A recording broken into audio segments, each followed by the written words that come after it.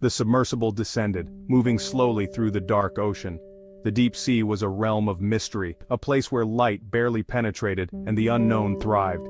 As the submersible continued its descent, the darkness seemed to envelop it, creating an eerie yet fascinating atmosphere.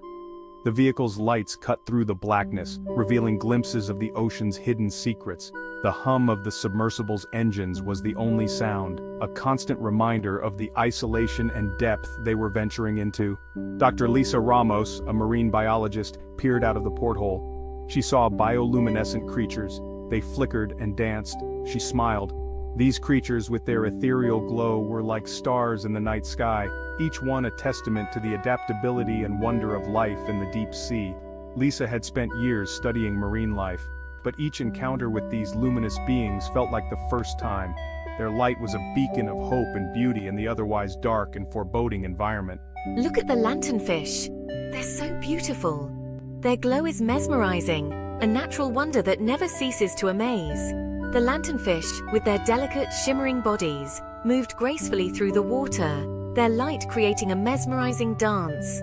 It was a sight that reminded Lisa of the endless possibilities and the incredible diversity of life beneath the waves. Commander James Taylor, a seasoned naval officer, monitored the sonar. His experience in navigating the treacherous waters of the deep sea made him an invaluable asset to the mission. The sonar screen displayed a myriad of signals, each one a potential clue to what lay ahead. James's focus was unwavering, his mind processing the data with the precision of a well-oiled machine. His eyes darted across the screens.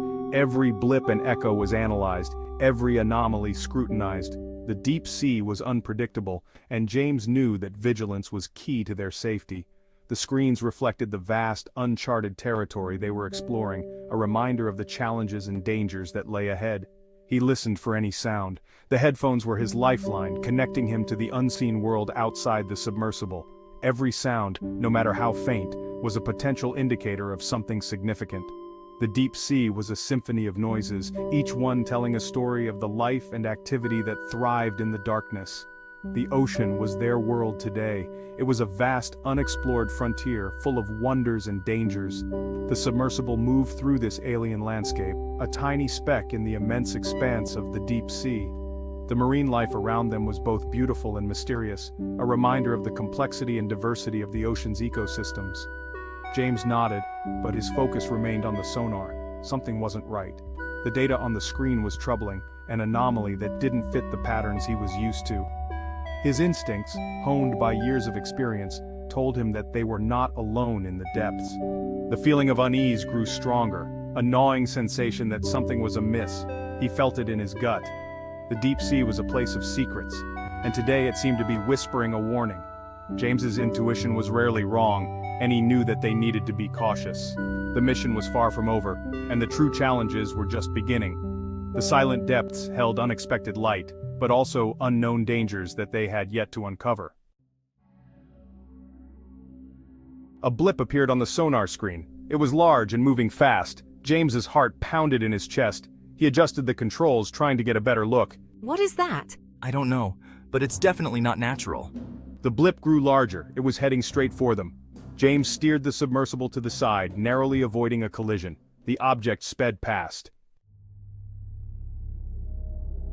The submersible shook as the object passed. Lisa and James held on tight. They watched in astonishment as the object slowed and came to a stop. It's a submarine, but I've never seen anything like it. The submarine was massive, sleek, and silent. It was painted matte black and had no markings. It was like a ghost ship from the future. The submarine opened a hatch, releasing a flurry of bubbles that danced upwards towards the surface. The crew inside held their breath in anticipation, knowing they were about to witness something extraordinary. A beam of light shot out, illuminating the ocean floor with an ethereal glow. The light cut through the murky depths, revealing the hidden wonders below. James and Lisa gasped, their eyes widening in awe as the scene unfolded before them. Before them lay an underwater base, sprawling and futuristic, a marvel of human ingenuity and engineering. The structures were sleek and modern, with domes and spires that seemed to defy the laws of physics. It was a testament to what humanity could achieve when it dared to dream. Incredible. James could hardly believe his eyes. The sheer scale and complexity of the underwater city were beyond anything he had ever imagined. It's like something out of a science fiction movie. Lisa's voice was filled with wonder. She had always been fascinated by the ocean, but this was beyond her wildest dreams. The city looked like it had been plucked straight from the pages of a futuristic novel. The base was a hive of activity. Divers and submersibles moved with purpose, each playing a vital role in the daily operations of the city. It was a bustling metropolis, teeming with life and energy. Vehicles moved along underwater roads, gliding smoothly through the water. They were sleek and efficient, designed to navigate the unique challenges of the underwater environment. The roads themselves were illuminated by soft, glowing lights, guiding the way for the travelers. Lights blazed from buildings carved into the ocean floor. The structures were a blend of form and function, designed to withstand the immense pressure of the deep sea while providing a comfortable living space for the inhabitants. The artificial lighting created a warm, inviting atmosphere, making the city feel like a home. It was a city beneath the waves, a hidden gem in the vast expanse of the ocean. The panoramic view revealed a landscape that was both alien and familiar, a testament to the resilience and creativity of the human spirit. As James and Lisa took it all in, they couldn't help but feel a sense of wonder and excitement for the future. Section 5 captured. James steered the submersible towards the base. As they approached, a group of armed guards emerged from the shadows. They surrounded the submersible. "We're surrounded," James said, his voice grim. The guards signaled for them to disembark. James and Lisa exchanged a nervous glance. They had stumbled upon something big, and now they were caught in the middle of it. They were taken to a sterile, metallic interrogation room. The air was thick with tension, and the harsh lighting only added to the oppressive atmosphere.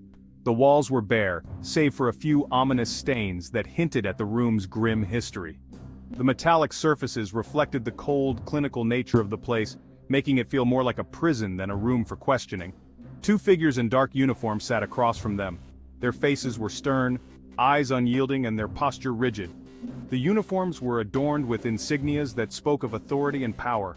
The table between them was the only barrier, a thin line separating the interrogators from the interrogated. The silence was deafening, broken only by the occasional shuffle of papers or the click of a pen. They were questioned relentlessly about their identities, their mission, and their knowledge of the base. The interrogators' voices were sharp, each question a dagger aimed at uncovering the truth.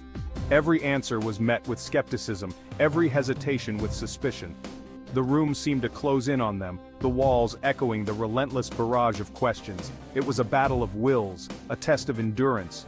"We're scientists," Lisa insisted. Her voice was steady, but there was an edge of desperation. She knew their lives depended on convincing their captors of their innocence. Her eyes pleaded for understanding, for a shred of mercy, but the interrogators remained unmoved, their expressions hard as stone. "We were just exploring the ocean floor." The words hung in the air, a simple truth in a web of lies and deceit. They had been on a mission of discovery, seeking knowledge in the depths of the ocean. But now that mission seemed a distant memory, overshadowed by the immediate danger they faced. James noticed a loose panel in the wall. It was a small detail, easily overlooked, but in their situation it was a glimmer of hope. His mind raced, calculating the possibilities. Could this be their way out? He knew they had to act fast, but they needed a plan.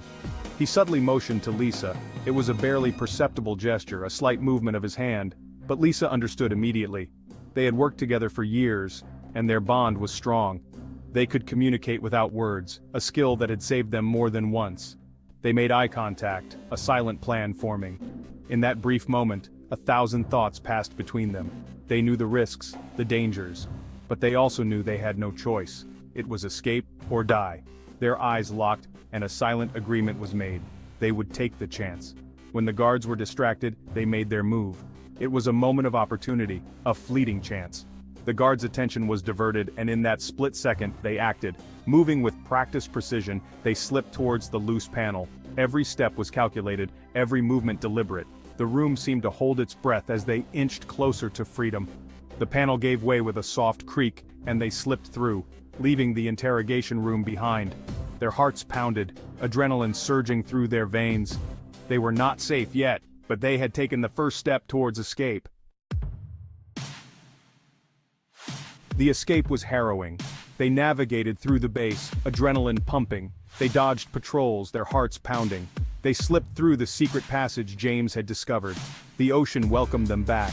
They swam towards their submersible, the alarm blaring behind them. They climbed inside and shot towards the surface, leaving the underwater city behind. Days later, they held a press conference.